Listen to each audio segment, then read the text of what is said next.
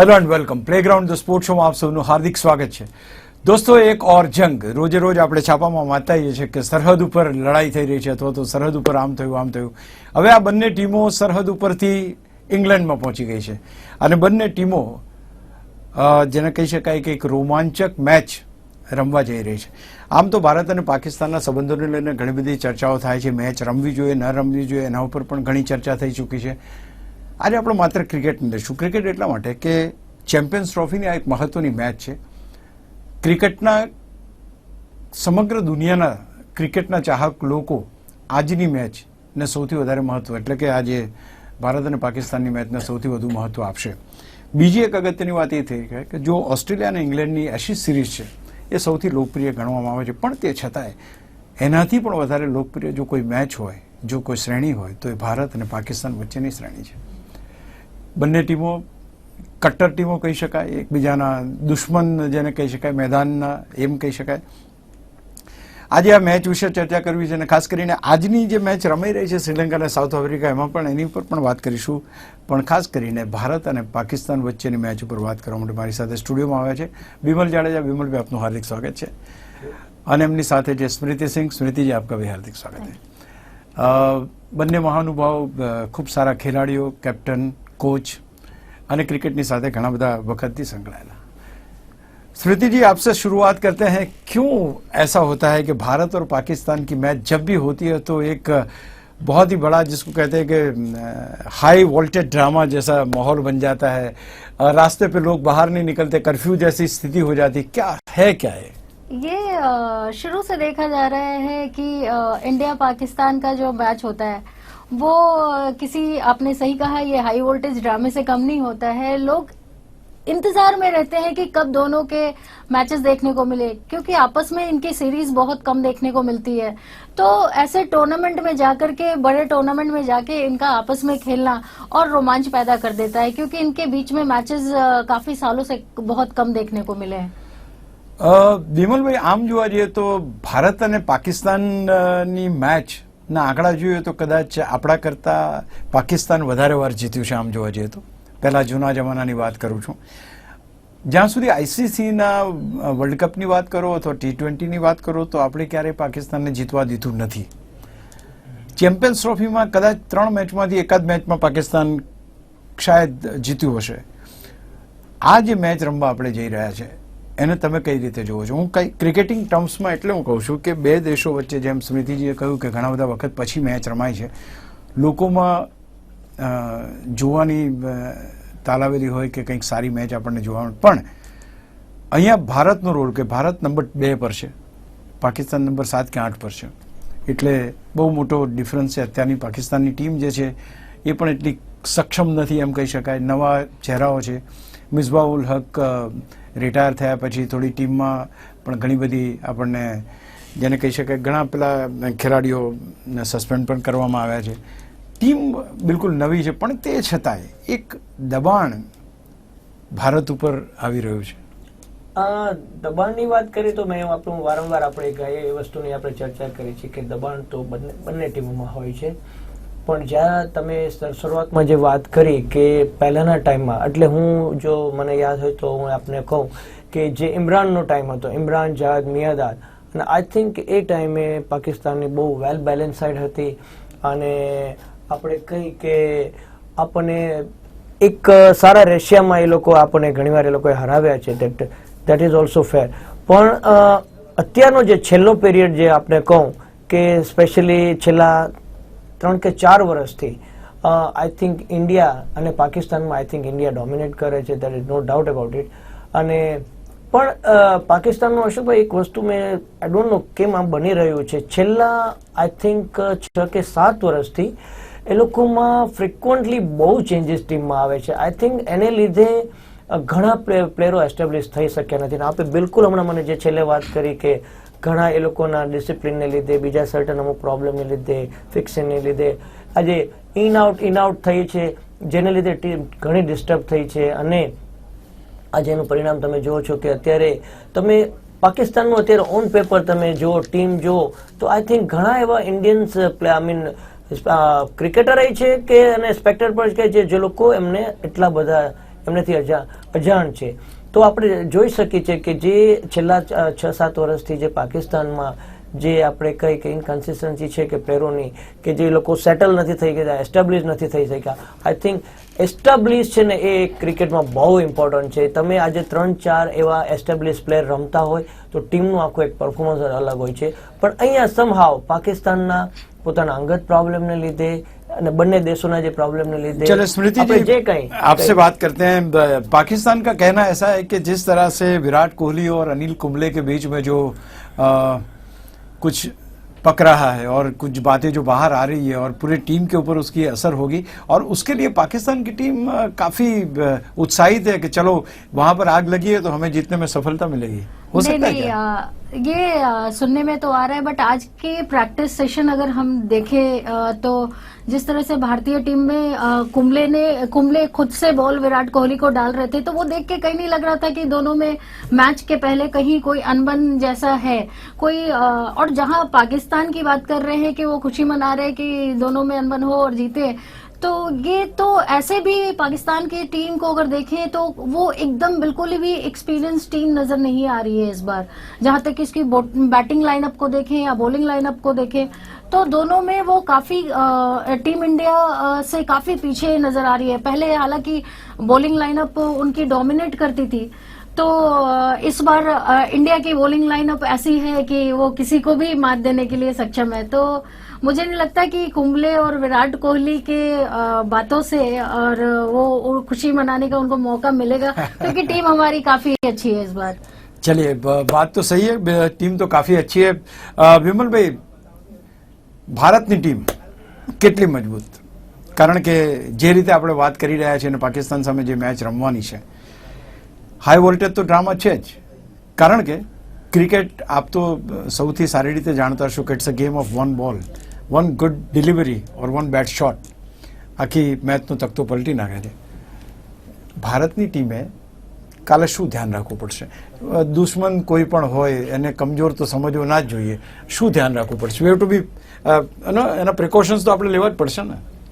In short, સામેની team એટલે એક દુશ્મનની રીતે જ હોય છે, પણ આ દુશ્મન કંઈક ઓર છે કે જેની સાથે વર્ષોથી એક દુશ્મનાટ છે. પણ ડેફિનેટલી કે આ high voltage I mean match છે, અને સ્પેશિયલી જ્યારે ઇન્ડિયા પાકિસ્તાન વચ્ચે હોય છે ત્યારે એ આખું એક્સાઇટમેન્ટ જ ઇવન ક્રિકેટરનું અને સ્પેક્ટેટરનું અલગ જ હોય છે. સ્ટ્રેટેજી હશે? ધારો કે પહેલા ઇન્ડિયાની વાત અહીંયા કરી તમે, મને એક શરૂઆતમાં વાત કરી કે ઇન્ડિયાની અત્યારે ટીમની, તો ડેફિનેટલી મેં લાસ્ટ ટાઈમે પણ એ કીધું હતું કે ઇન્ડિયા અત્યાર સુધી બેટિંગમાં ડોમિનેટ કરતી હતી. ત્યારે આપણે ઘણીવાર એવો વિચાર કરતા હતા કે ઇન્ડિયા સમહાવ ક્યાંક ને ક્યાંક બોલિંગમાં લોકો માર ખાય છે, પણ નાઉ જે છેલ્લા 2-3 વર્ષથી આઈ થિંક આપણા બોલરોએ પ્રૂવ કરી દીધું છે કે they are I mean same કેટેગરીમાં આવે છે બેટ્સમેનની, અને અત્યારે વેરી વેલ બેલેન્સ સાઇડ. હું બંનેમાં 50-50 કહીશ, કારણ કે આપણે ઘણી મેચો હમણાં પાસમાં લાસ્ટ 2 યર્સમાં આપણે બોલિંગ થી પણ આપણે જીત્યા છીએ, એટલે એ પણ આપણે ન ભૂલી શકીએ. અને ટુ બી વેરી ઓનેસ્ટ કે અત્યારે જે રીતે આપણા મીડિયમ પેસર્સમાં તમને હું નામ આપું તો જસપ્રીત છે, આજે ભુવનેશ્વર છે અને ઉમેશ છે, they are bowling like anything. The way અમે જે વોર્મઅપ મેચ જોયા, આઈ થિંક પૂરેપૂરો આજે એટમોસ્ફિયરનો અને વિકેટનો એડવાન્ટેજ લઈને એને બોલિંગ કરી છે.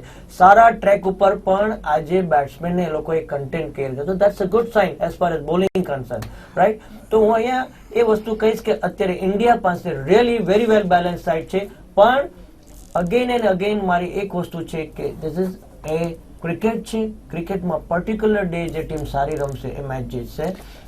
યસ, પાકિસ્તાન અત્યારે એટલી એક્સપિરિયન્સ સાઇડ નથી, ઓલમોસ્ટ ન્યૂ કમર્સ છે. આજે મિસબા અને યુનુસને આજે હમણાં રિસન્ટલી એ લોકોએ રિટાયરમેન્ટ આપી છે, તો ડેફિનેટલી કે એક સિનિયર ક્રિકેટર્સને ત્યાં ખામી ચોક્કસપણે છે. પણ પાકિસ્તાનને મેં ઓલવેઝ જોયું છે કે હુ વેર કમ અમે જે કોઈ નવો આવે છે એ આઈ થિંક એની body language it's very similar to the Australian cricketer, કે they always I mean positive હોય છે. તો મને નથી લાગતું કે પાકિસ્તાનનો કોઈ પણ નવો ક્રિકેટર રમશે તો એની પાસે કોઈ પ્રેશર હશે. આઈ થિંક એ લોકો પાસે એક નેચરલ એક કિલિંગ ઇન્સ્ટિંક્ટ.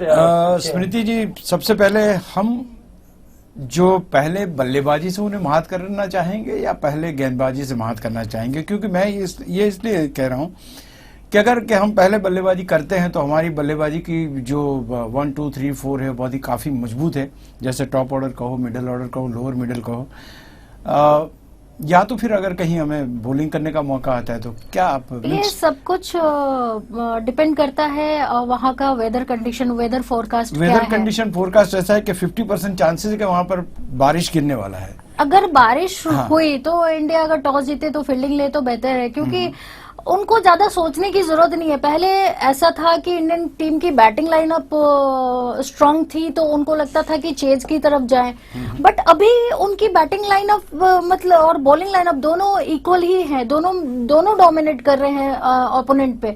तो कुछ भी लेना अभी उनके लिए जो उनको मिल जाए और वो उस पर निकल पड़ेंगे। बट अगर वेदर कंडीशन पे बारिश होती है तो उनको पहले फील्डिंग लेना सही होगा। વિમલભાઈ, આજ સવાલ હું તમને પૂછું છું થોડોક અલગ રીતે કે ભારતની બેટિંગને તમે મજબૂત ગણો છો કે બોલિંગને ગણો? 50-50 વાત નથી, મારે બેમાંથી એક શું આપણું સૌથી વધારે ડોમિનેટ છે એમ જાણવું છે. અત્યારે તો હું ચોક્કસપણે કે 50-50 નથી કહેતો, પણ મને અત્યારે થોડોક હું બોલિંગ ને લીધે આઈ એમ વેરી મચ ઇમ્પ્રેસ, અને જેનું રિઝલ્ટ મેં જોયું છે આથી આઈ થિંક 5% હું બોલિંગ ને વધારે આપીશ હું, ટુ બી વેરી ઓનેસ્ટ. અને કારણ કે જે રીતે આપણે બોલિંગ કરી રહ્યા છીએ, અને ઇવન વોર્મઅપ મેચમાં પણ મને લાગ્યું કે આપણે સારા ટ્રેકમાં આપણે આ લોકોને રિસ્ટ્રિક્ટ કર્યા છે, તો ડેફિનેટલી કે બોલિંગનું પલ્લું સ્લાઇટ હાઈ છે. બેટ્સમેનો બધા I mean not bad, I mean પણ જે એક્સ્ટ્રીમ કહીને કે જે કન્સિસ્ટન્સીમાં એવું એટલા બધા નથી, પણ it's a good batting lineup. પણ એ લોકોએ અહીંયા એક સારું ક્રિકેટ રમવું પડશે. स्मृति जी, दिनेश कार्तिक बहुत अच्छा खेल रहा है, लोग कह रहे हैं कि उनको टीम में लाना चाहिए, लेकिन अगर उनको टीम में लाते हैं तो बाहर जाएगा कौन? रोहित शर्मा या अजिंक्य रहाणे?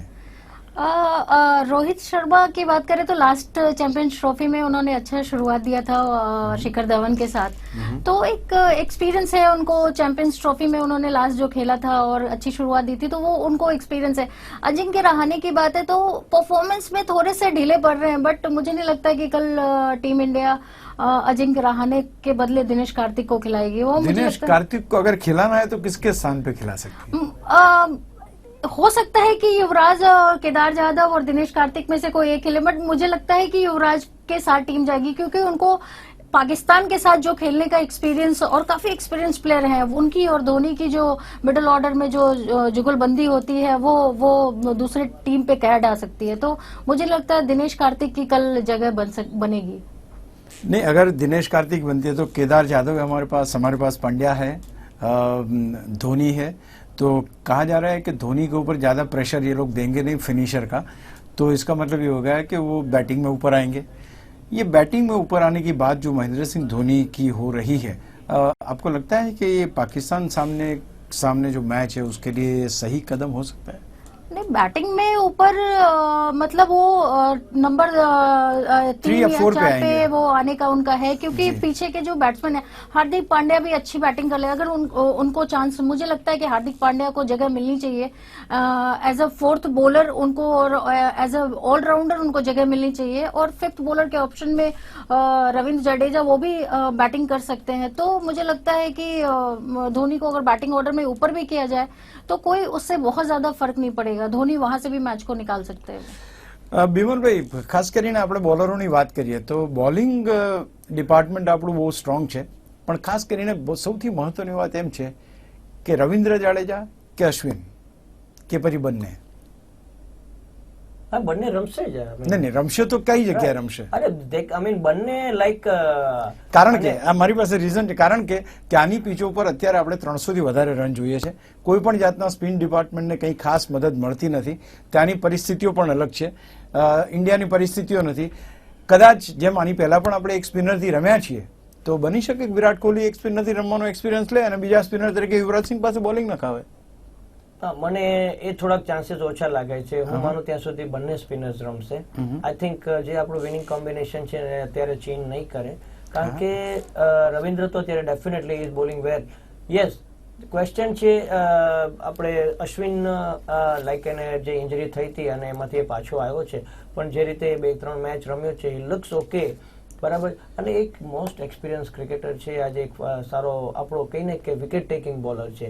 અહીંયા એક કોમ્બિનેશન એ છે કે રવિન્દ્રન અને અશ્વિનમાં જો આપણે કમ્પેરિઝન કરી તો Ashwin is a wicket taker bowler અને રવિન્દ્ર છે એ શું છે, એ એક કન્ટેન કરવાવાળો બોલર છે. પણ 50 ઓવરમાં તો કન્ટેન ના, પણ સ્ટીલ તમારો તમે રન રેટ તમે ઓપોઝિશન ને તમે થોડોક હાઈ કરી શકો છો. તો આઈ થિંક મારી દ્રષ્ટિએ તો બંને રમશે અત્યારે એવું લાગે છે, કારણ કે બંને પાછા બેટિંગમાં પણ યુઝફુલ છે. એટલે એ પણ આપણે વસ્તુ ન ભૂલવી જોઈએ કે એવું નથી કે બંનેને રમાડીને આપણે આપણો batting order, lower batting order આપણે વીક કરી છે, એવું પણ નથી.